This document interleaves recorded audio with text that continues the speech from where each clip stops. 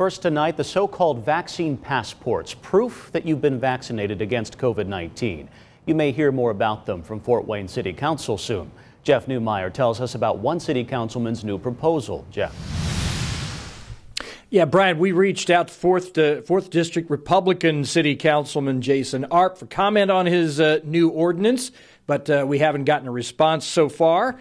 But the ordinance, we could tell you, if passed, states, quote, that the council expresses its opposition to COVID-19 vaccination passports and any other similar governmental requirements that disenfranchise local citizens of the right to make their own health care choices and move freely within society, end quote. Vaccine passports or proof of vaccination are sometimes required for travel and could be a condition of access to shopping or services.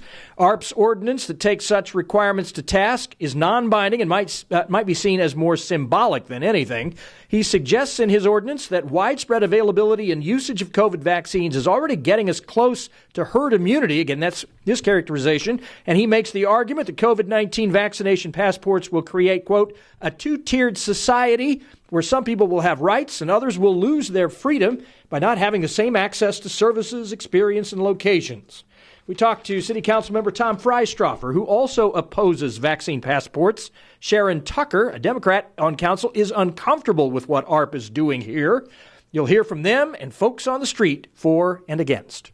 We already have a somewhat polarized society, and I think this is going to further polarize our society. The first thought that I have is, does this fall within our legal guidelines? And so that is a question that I have. I'm going to wait to talk to our council representative or our legal counsel to make sure that we even have the ability to weigh in on something as like this. At least having anyone traveling prove that they're vaccinated, it would hopefully help, slow down the spread. No way. Jose. Why is that? Just don't want it. They don't need to know. T.J. Stevens, who you just heard from, staunchly opposes vaccine passports and is behind the effort from ARP.